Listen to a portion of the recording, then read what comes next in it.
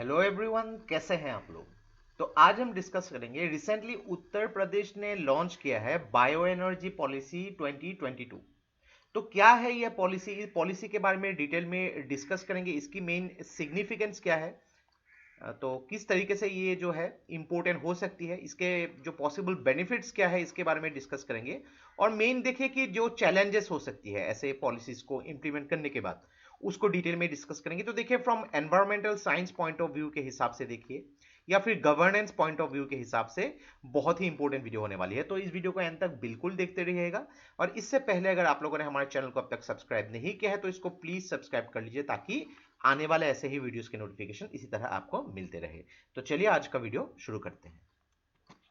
तो रिसेंटली उत्तर प्रदेश ने bio energy policy 2022 इसको लॉन्च किया है, ताकि बायो इकोनॉमी और जो फॉसिल फ्यूल पे अपनी डिपेंडेंस जो है उसको रिड्यूस किया जा सके। तो पहले तो हम लोग को समझना होगा कि ये बायो इकोनॉमी है क्या। तो बायो इकोनॉमी ऐसी एक चीज है, ऐसा एक प्रोसेस है जिस प्रोसेस के थ्रू हम लोग जो भी जैविक जो वेस्ट होती है, चाहे वो वेस्ट हो या फिर प्रोडक्ट हो, चाहे वो बेम्बो हो गया, स्ट्रॉ हो गया, ऐसे चीजों से अगर हम लोग उसको रिसाइकल करके फिर से उसको प्रोडक्ट बना सके और उससे अगर पैसे इनकम हो सके, तो एक बायो इकोनॉमी का बहुत ही अच्छा सोर्स है। तो अगर ऐसे सोर्स से हम लोग जो है एनर्जी को प्रोड्यूस कर सके, तो जो ट्रेडिशनल फॉसिल फ्यूल है, जो पेट्रोल हो गया, कोल हो गया, डीजल हो गया, जो भी हम लोग निकालते हैं या फिर जो भी इंपोर्ट करते हैं और जिससे पर्यावरण को बहुत ज्यादा हार्म होती है, तो उसको रोका जा सकता है। और इससे क्या होगा कि एक इकोनॉमिक बेनिफिट भी होगा, ओवरऑल सस्टेनेबल डेवलपमेंट हो सकते हैं। तो यहाँ पे 4 बायो एनर्जी कॉन्स्टिट्यूएंट्स के ऊपर हाईलाइट किया गया है यहाँ पे। तो पहले बात है यहाँ की कॉम्प्रेस्ड बायोगैस, जिसको शॉर्ट फॉर्म में सीबीजी बोला जाता है, यानी कि बायोगैस को कंप्रेस करके जो भी उसका आउटपुट निकलेगा उसके बारे में बात किया जा रहा है। इथानॉल जो हो गया यहाँ पे, बायो इथानॉल यानी कि बेम्बो से बनाया जा सकता है, अलग अलग यहाँ पे जो स्ट्रॉ से बनाया जा सकता है, ऐसे जो चीजों से बनाया जा सकता है इथानॉल। बायो डीजल हो गया, बायो कोल। तो ये क्या हो गया, कार्बन न्यूट्रल फ्यूल है, यानी कि इन सबको अगर जलाया भी गया तो पर्यावरण को कुछ भी क्षति नहीं पहुंचती है। तो देखिए ये बहुत ही एक हाईली एम्बिशियस टारगेट है, जहां पे बोला गया है कि 1000 टन ऑफ जो पर डे सीवीजी जो है यहाँ पे प्रोड्यूस किया जा सकता है पूरे स्टेट में। 4000 टन पर डे जो है बायोकोल प्रोड्यूस किया जा सकता है, and 2000 kilolitre per day bio ethanol और बायो डीजल जो है प्रोड्यूस किया जा सकता है 2026-27 से लेके। तो देखिए यहाँ पे Uttar Pradesh new and renewable energy development agency, तो ये जो है नोडल एजेंसी, ऐसे ही पॉलिसी को इंप्लीमेंट करने के लिए, इतनी बड़ी एक प्लान को इंप्लीमेंट करने के लिए एक नोडल एजेंसी होनी चाहिए। तो ये बेसिकली इस स्कीम को इंप्लीमेंट करने के लिए एक नोडल एजेंसी होगी। तो पहले तो यहाँ पे समझना होगा कि इस स्कीम्स की जो सिग्निफिकेंस क्या है। तो देखिए ये स्कीम, तो पहला यहाँ पे क्या है कि अलग अलग यहाँ पे स्टेट के अलग अलग डिस्ट्रिक्ट में जो भी प्रोडक्शन करने वाली कंपनीज है या फिर अलग अलग यहाँ पे यूनिट है, उनको सब्सिडी दी जाएगी। तो देखिए यहाँ पे 75 लाख जो है पर टन के हिसाब से, अगर किसी कंपनी ने किसी जगह पे अगर कॉम्प्रेस बायोगैस प्रोड्यूस किया, उसके लिए सब्सिडी दी जाएगी।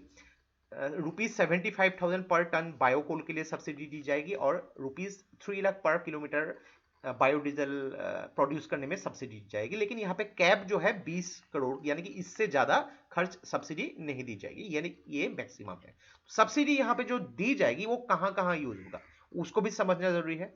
तो यहाँ पे अलग अलग प्लांट एंड मशीनरी में यूज हो सकता है। इंफ्रास्ट्रक्चर डेवलपमेंट में, अगर मान लीजिए कि कोई कंपनी है, उनके यहाँ पे सड़कें बनाने हैं, उनको अगर डेवलप करनी है, कंस्ट्रक्शन काम में पावर सप्लाई की जरूरत होती है, यहाँ पे ट्रांसमिशन जो सिस्टम रिलेटेड वर्क्स हो गए, यहाँ पे एडमिनिस्ट्रेटिव बिल्डिंग हो गई, या फिर लैंड रिलेटेड जो भी कॉस्ट है वहां पे इंप्लीमेंट की जाएगी। अभी देखिए इतने ज्यादा अगर यहाँ पे प्लान की जा रही है कि इतने यहाँ पे जो है अलग अलग प्रोसेस जो प्लांट बनाए जाएंगे, तो उसके लिए बहुत ज्यादा यहाँ पे जमीन की भी जरूरत होगी। तो यहाँ पे प्लानिंग किया गया है कि उत्तर प्रदेश के हर तहसील में एक बायो एनर्जी प्लांट को जो है एस्टेब्लिश किए जाएंगे। तो उसके हिसाब से पूरे उत्तर प्रदेश में लगभग 350 बायो एनर्जी यूनिट को जो है एस्टेब्लिश किया जाने का एक प्लान बनाया जा रहा है। तो देखिए यहाँ पे एक एग्रीकल्चर मैकेनाइजेशन जो है पूरे देश में, अगर उत्तर प्रदेश का ही मॉडल को अपनाया गया तो उसको जो है इंप्लीमेंट किया जा सकता है, और उसको जो है इंक्लूसिविटी, यानी कि अलग अलग कम्युनिटी जो है यहाँ पे, अलग अलग जो लोग स्टेक होल्डर्स हो गए, फार्मर्स हो गए, नॉर्मल लोग हो गए, जॉब्स भी यहाँ पे क्रिएट होगी, सभी को इंक्लूड किया जा सकता है। तो इसके जो पॉसिबल बेनिफिट को हम लोग अलग अलग तरीके से देख सकते हैं। एक तो हो गई इकोनॉमिक बेनिफिट, दूसरी बात है कि यहाँ पे जो भी एक ट्रेडिशनल प्रोसेस है सब्सिडी के थ्रू यहाँ पे काफी ज्यादा बेनिफिट मिलेगी, और तीसरी जो है यहाँ पे एडमिनिस्ट्रेटिव कुछ कुछ यहाँ पे जो एक सिस्टम है, एक ट्रेडिशनल सिस्टम से आगे जाके ट्रांसपेरेंसी से रिलेटेड भी काम देखने को मिल सकता है। तो 100% इलेक्ट्रिसिटी चार्ज जो है वेव किया जा सकता है, इसको इंप्लीमेंट किया जा सके एटलीस्ट 10 सालों तक। नेक्स्ट अगर बात करेंगे स्टाम्प ड्यूटी और उसके जो रजिस्ट्रेशन फीस जो है उसको वेव किया जा सकता है। अगर नॉन ट्रांसफरेबल लैंड को लीज पे लिया गया तो 1 एकड़ जो है ₹1 में मिनिमम 30 सालों के लिए ये लीज पे लिया जा सकता है। तो बहुत ही इंप्रूवमेंट हो सकती है। इतने टाइम तक अगर लीज पे लिया गया तो उसमें कितना कुछ ज्यादा जो है ऐसे इंडस्ट्रीज को सेटअप किया जा सकता है। तो यहाँ पे ये सब्सिडी जो है दिए जाएंगे submission on agriculture mechanisation scheme के अंदर।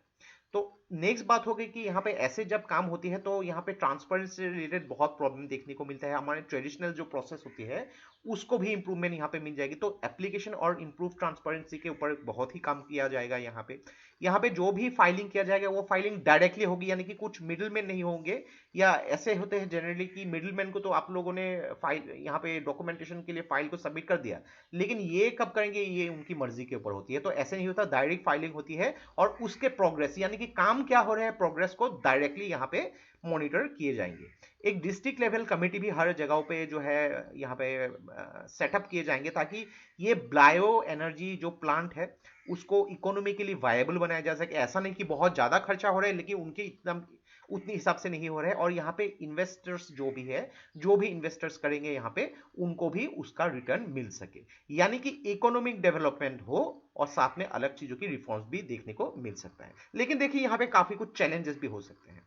एक तो हो गई कि यहाँ पे फीड स्टॉक सप्लाई, यानी कि जो भी चीजें सपोज मान लीजिए आज इथानॉल बनाने के लिए जरूरी है बैम्बो, मान लीजिए बैम्बो की सोर्स, क्या उत्तर प्रदेश हर डिस्ट्रिक्ट में हर जगहों पे उस लेवल पे बैम्बो फॉर द यहाँ पे फॉर्मेशन ऑफ इथानॉल के लिए सप्लाई दे सकती है?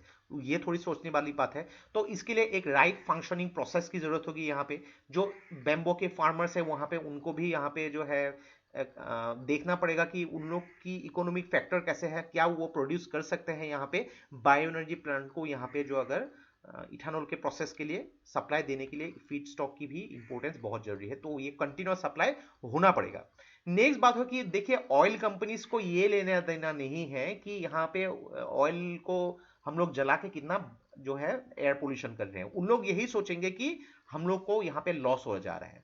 तो कॉम्प्रेस बायोगैस अगर आप यहाँ पे देखिए कि उसको प्रोक्योर करना स्टार्ट कर दिया तो एक फाइनेंशियल इंस्टेबिलिटी भी देखा जा सकता है फ्रॉम द ऑयल कंपनी। तो उसके हिसाब से यहाँ पे जो है थोड़ी सी एक क्लैश भी हो सकती है कि कोई भी ऐसा आदमी नहीं चाहेगा कि मान लीजिए कि आप कुछ प्रोडक्ट बना रहे हैं, आप करोड़ों रुपए उसको इन्वेस्ट कर रहे हैं और लोगों ने आपके प्रोडक्ट को खरीदना ही बंद कर दिया, तो ये भी कोई नहीं चाहेगा। तो इससे एक क्लैश भी हो सकता है। लेकिन देखिए यहाँ पे फॉर द लॉन्गर रन हम लोग को सोचना होगा। नेक्स्ट यहाँ पे अगर बात करेंगे फ्यूल कैरेक्टरिस्टिक्स अगर जो हो गए यहाँ पे कॉम्प्रेस बायोगैस और कॉम्प्रेस नाइट्रोजन गैस। तो यहाँ पे अगर सॉरी नेचुरल सीएनजी जिसको बोला जाए कॉमन नेचुरल गैस, तो यहाँ पे उनकी प्रोक्योरिंग प्राइस भी उसमें अंदर डिफरेंसेस आ जाएंगे। तो उनको भी एडजस्ट करना होगा कि ऐसा नहीं होनी चाहिए कि कैरेक्टरिस्टिक्स तो सेम है लेकिन यहाँ पे चार्जेस में बहुत डिफरेंस हो गया। तो इससे भी क्या हो सकता है कि एक डिस्पैरिटी हो सकती है, उसको भी यहाँ पे देखना होगा। तो ये था हम लोग का complete analysis regarding the bio energy policy 2022 जिसको रिसेंटली उत्तर प्रदेश ने लॉन्च किया है। तो आशा करता है इस वीडियो से आपको बहुत कुछ चीजें सीखने को मिला होगा, और ये वीडियो अगर आप लोग को अच्छा लगा इसको प्लीज लाइक कीजिए, इसको सब्सक्राइब कीजिए और इसको शेयर कर दीजिए। तो आज के लिए बस इतना ही। देखते रहिए study eyes, take care, thank you and Jai Hind.